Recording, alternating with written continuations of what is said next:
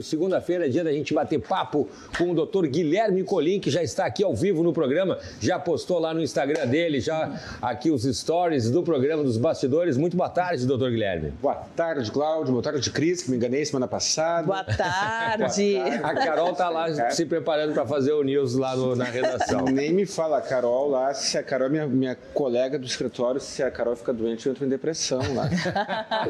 Agora eu entendi. É verdade. Não, mas olha, queridíssimas. Assim, um abraço aqui para Carol, para Ana Paula, para Crisley e para Fernanda, sem as quais eu não estaria sobrevivendo. É verdade, merece mesmo. Olha, são muito eficientes, eu já tive a oportunidade de pedir lá um relatório. Como é importante o trabalho da secretária da retaguarda administrativa, né? Sim, sim. Olha, a dívida que a sociedade tem com a secretária, com todos. Não tem como cuidar de tudo, né? Assim, não tem como cuidar de tudo. Olha, eu, na minha cabeça, quem trabalha como secretária, Carol, nossa gerente do escritório, quem trabalha como secretária já tem um lugar especial no céu. Um abraço para todas as secretárias. Merece. Merecem mesmo. Bom, e a gente segue falando hoje, então, sobre também outra categoria aí, que é a aposentadoria especial do vigilante também, né? Que é uma categoria aí que faz um serviço muito importante. No passado, nós já fizemos aqui uma entrevista sobre o tema 1031 do STJ, que é uma decisão com efeito vinculante, que beneficiou os vigilantes. É nessa aqui, né? Os processos judiciais envolvendo a aposentadoria especial estavam suspensos até que o STJ julgasse esse recurso. Só que o INSS recorreu para o STF e os processos seguem suspensos agora por conta do tema 1209. O doutor Guilherme Colin vai falar hoje sobre a situação atual da discussão judicial, vai dar dicas aí para os advogados e segurados, também como proceder. É importante sempre você ficar até o final ali, né? Caso esteja assistindo o canal pelo canal Saiba Direito do YouTube, que se inscreva no canal, curta, deixe um comentário e não pule as propagandas. E pode compartilhar sem moderação. A entrevista será rápida, então, por favor, assista até o final. Falaremos sobre o tema 1031, né, doutor Guilherme, do STJ, tema 1209 do STF, sobre a conveniência de ajuizar a ação de imediato ou aguardar, né, sobre os riscos de cada opção, sobre os honorários advocatícios e etc. Essa hora a gente já começa, né, depois de 3 horas de programa, a enrolar a língua. Bom, em resumo, doutor Guilherme, quais as vantagens de uma atividade ser reconhecida como uma atividade especial? Ainda não estamos falando dos vigilantes, estamos falando genericamente. Uma atividade especial, exatamente. Atividade especial. Qualquer atividade lá exposta a agentes nocivos, ela gera direito à aposentadoria especial. Depois da reforma da Previdência, houve algumas alterações terríveis e dramáticas. Porém, o direito adquirido é respeitado. O período de atividade especial anterior a 13 de novembro de 2019 ainda permite a contagem do chamado tempo ficto. Então, uma situação simples, a pessoa está trabalhando em uma atividade especial, um agente nocivo qualquer, ruído, temperatura alta, baixa, eletricidade, né? No caso do vigilante também, o risco inerente, e ele não chegou ao ponto de cumprir os requisitos da aposentadoria especial, mas trabalhou um tempo com os agentes nocivos. O período anterior a 13 de 11 de 2019 pode ser reconhecido como especial e convertido em comum com um acréscimo na contagem.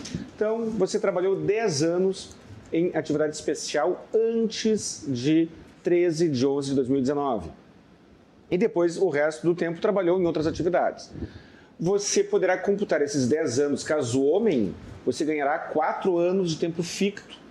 Caso mulher, 2 anos.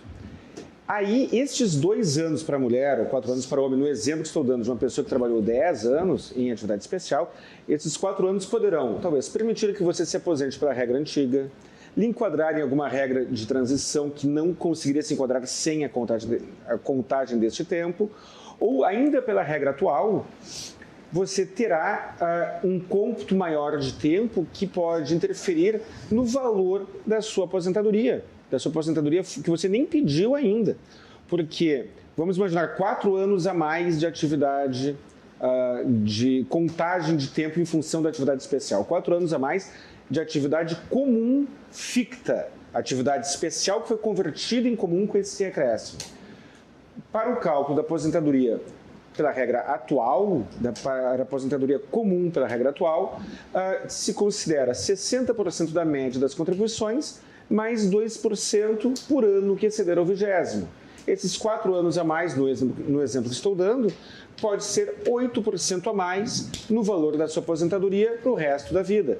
Então, via de regra, o reconhecimento da atividade especial traz algum benefício. Pode ser um pequeno benefício, como o último exemplo que eu falei, ou um grande benefício, como a viabilidade da aposentadoria pela regra antiga, por exemplo. Podíamos dar outros exemplos aí da questão da atividade especial? De atividades especiais. Isso. Exemplos, por exemplo, ruído. Quem trabalha exposto a ruído superior a 85 decibéis, e sugiro, baixe um aplicativo grátis no seu telefone. Ele não é preciso, não tem a precisão de um decibelímetro, mas permite que você tenha uma noção para você saber o que é 85 decibéis. Um liquidificador de uma cozinha já ultrapassa 85 decibéis, na maioria das vezes. Então, a pessoa que trabalha na cozinha de um restaurante, o garçom de uma churrascaria que tem a música ao vivo, o cara que trabalha numa oficina mecânica, que tem equipamentos com ruído, o da indústria nem se fala, né? Essas pessoas têm uma atividade especial. O músico tem uma atividade especial por conta do ruído. A atividade especial decorrente da temperatura, muito alta ou muito baixa. O cara que trabalha como pizzaiolo, o cara que trabalha na indústria, a indústria é sempre um exemplo clássico, né? Então eu não preciso nem falar, né? O cara que trabalha na pizzaria, na churrascaria, com temperaturas mais altas, no frigorífico, temperatura mais baixa, essas pessoas têm um agente nocivo. Energia elétrica, claro que o tema é discutível e o INSS não reconhece administrativamente, mas quem trabalha com energia elétrica acima de 250 volts, é o risco inerente. O vigilante com arma de fogo, que é o tema que se discute hoje, que a sorte está lançada junto ao STF, e eu acredito que será favorável aos vigilantes, o risco inerente para o vigilante. Então, o motorista de ônibus, o frentista de posto de gasolina, você trabalhou como frentista de posto de gasolina do ano de 98 a 2008. Você tem 10 anos de atividade especial. Então, são agentes nocivos, agentes químicos, biológicos, ruído, temperatura, esse tipo de agente, digamos assim. Isso tudo pode lhe trazer alguns benefícios previdenciários. E, doutor Guilherme, o que o senhor teria a dizer sobre o tema 1031 do STJ, que já foi julgado já há bastante tempo? Né? Já foi julgado há bastante tempo. O tema 1031 foi uma grande vitória junto ao STJ dos vigilantes. O tema 1031 reconhece como atividade especial a atividade do vigilante e mais. A jurisprudência já era muito pacífica, era muito favorável ao vigilante armado. O tema 1031 incluiu como hipótese de atividade especial o vigilante que não utiliza arma de fogo e reconheceu como atividade especial anterior à reforma e também posterior à reforma. Com um detalhe, tempo ficto apenas anterior a 13 de 11 de 2019. Mais uma vez, tempo ficto é aquele tempo em que você tem um ganho na contagem para fins de uma aposentadoria comum.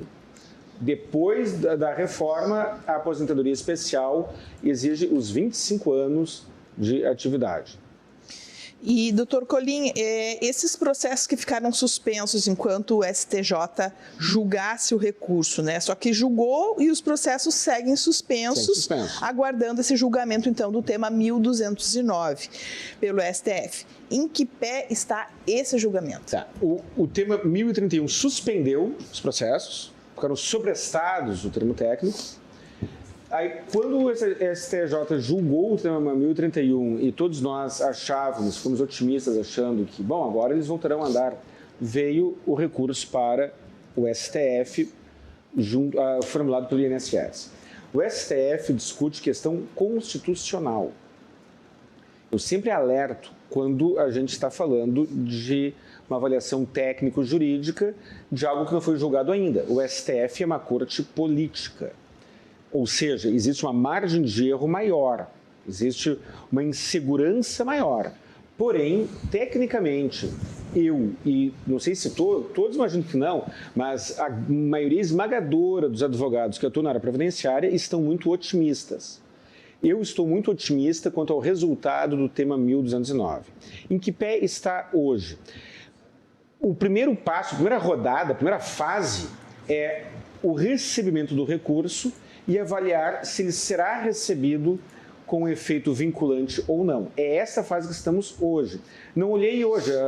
Hoje, segunda-feira, eu não vi como é que está. Hoje, dia 11 de abril, eu não vi como é que está. Na semana passada, já existia uma maioria de votos reconhecendo que o tema 1209 será, sim, julgado com efeito vinculante.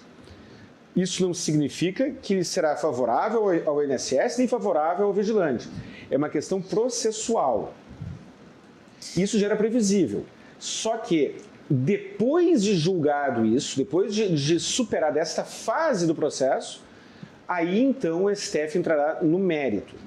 Quando ele julgar, ele avaliará se o reconhecimento da atividade do vigilante como especial ofende a Constituição Federal ou não. Eu acho que não ofende, a maioria dos advogados acham que não.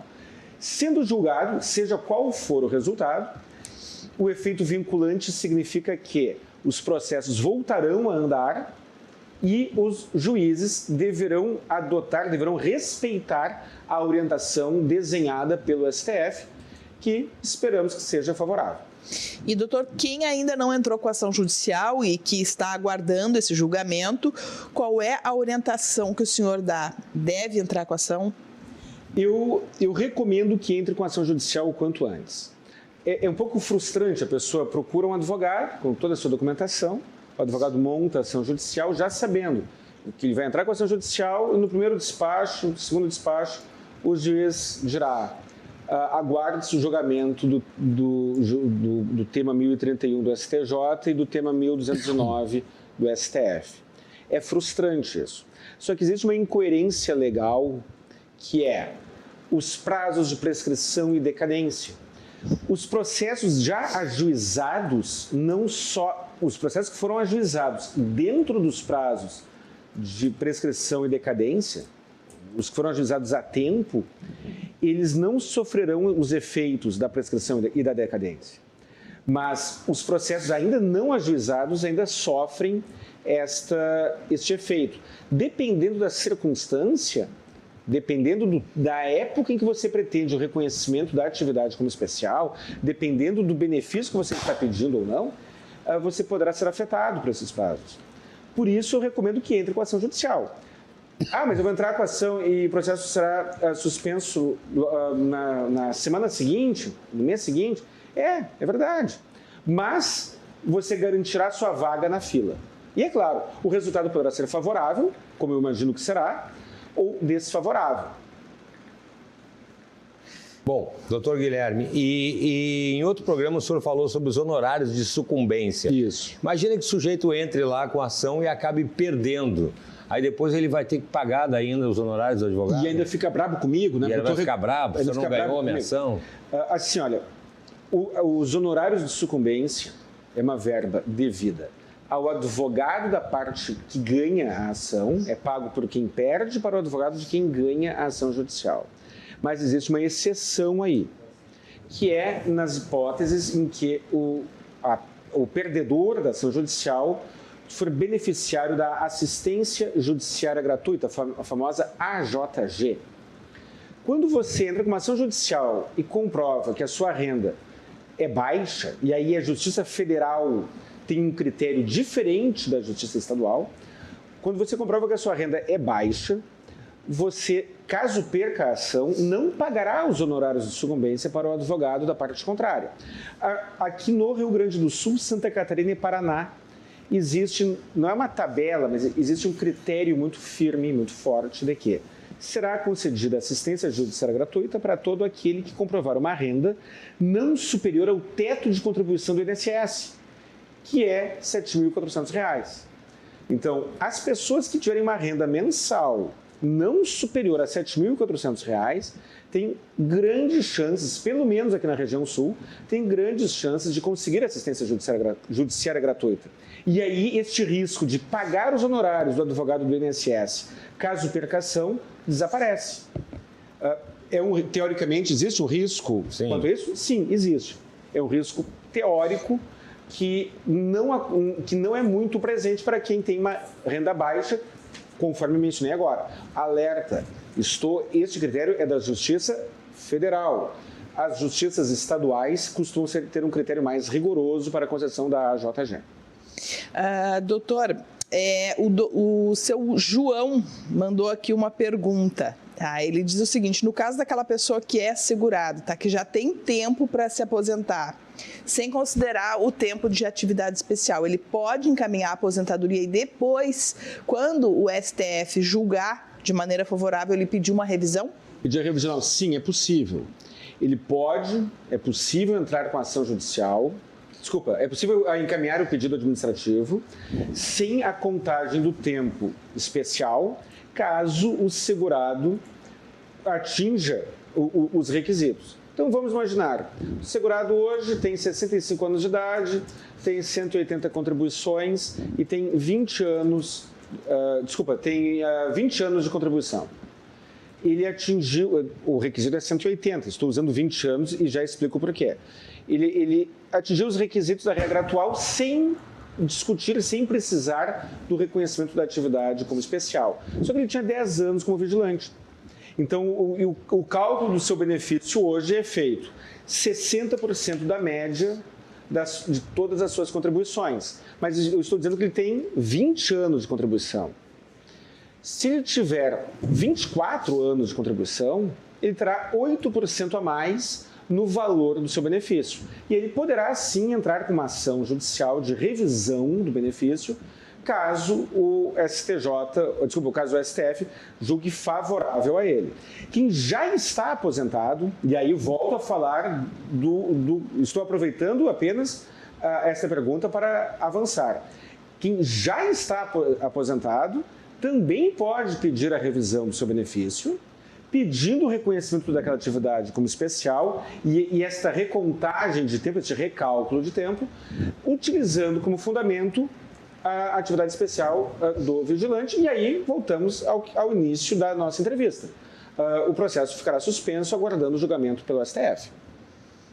Muito bem. E também outra oportunidade, o senhor falou aqui, doutor Guilherme, que em alguns casos pode ser mais vantajoso aguardar e pedir uma aposentadoria inteira para fugir do juizado especial federal e ir para o rito ordinário, né? E que muitas vezes a ação revisional tem um valor de causa menor e empurra o segurado daí para o juizado especial federal. Nesse caso, não seria mais vantajoso do ponto de vista estratégico ali, né? Tentar fazer o mesmo, em vez de pedir a aposentadoria e discutir a revisional depois, já entrar pedindo tudo já de cara? O que acontece, Cláudio? Muitas vezes a jurisprudência... Um detalhe, existe o rito do Juizado Especial Federal para ações de até 60 salários mínimos como valor da causa. 60 salários mínimos como valor da causa não é o valor mensal.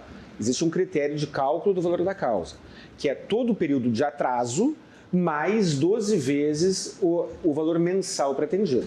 Se o somatório das 12 parcelas futuras mais o retroativo pretendido bater não ultrapassar 60 salários mínimos, a ação tramitará no rito do Juizado Especial Federal.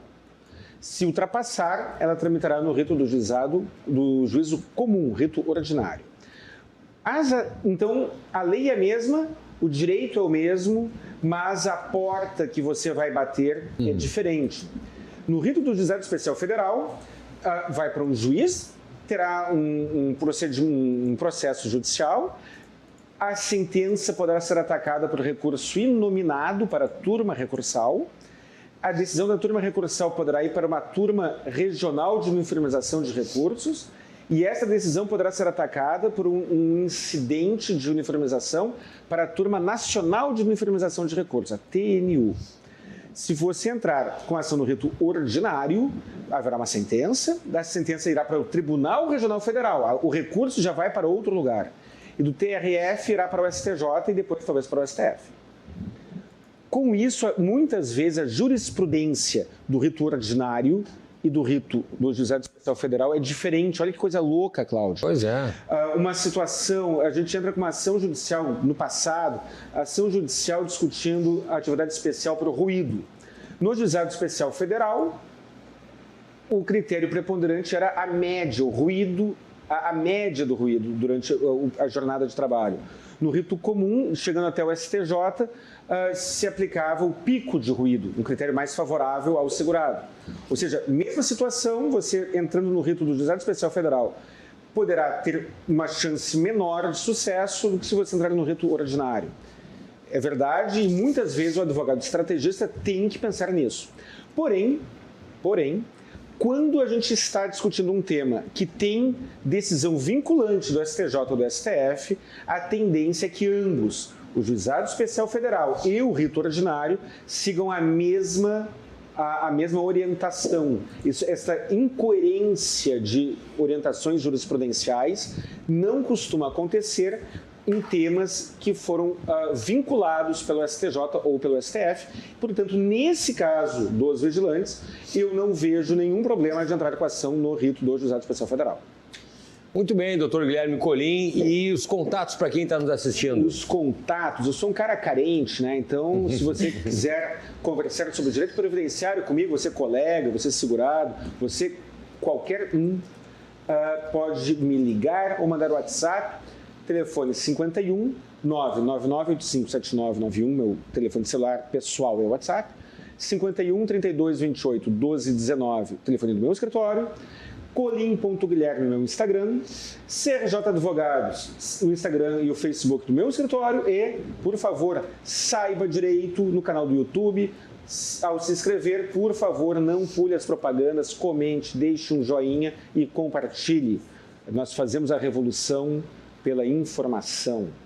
Muito bem, hein, doutor Guilherme Colim, além de ser um dos melhores advogados que eu já conheci, ainda está se saindo um baita de um youtuber. Tu me deixa encabulado? Assim, não, mas por favor. E só lembrando, agora, quando eu não lembrar, tu me lembra de lembrar, cara. Por favor. Isso aqui não é uma consulta. São orientações gerais, genéricas. Procure um advogado de sua confiança. Isso não substitui uma consulta advocatícia. Sim, e tem que pagar os honorários depois lá. Não, a questão não é nem pagar ou não pagar, mas é importante que as pessoas entendam que isso aqui procure um profissional. É uma dica geral, uma dica genérica. E pode procurar o doutor Guilherme se tiver alguma dúvida. Aliás, hoje tem vídeo novo no canal, segunda-feira? Hoje tem vídeo novo do canal, que é o vídeo que falamos na semana passada sobre período de graça. Muito bom, muito bom. Pessoal, durante a semana ali, período de graça, muito bom para você entender mais o que é o período de graça. E se tiver dúvida, a gente volta aqui com o assunto no programa, né? É bom a gente estar sempre falando. Obrigado, doutor Guilherme. Ótima semana. E eu que agradeço. Um grande abraço para você que está em casa.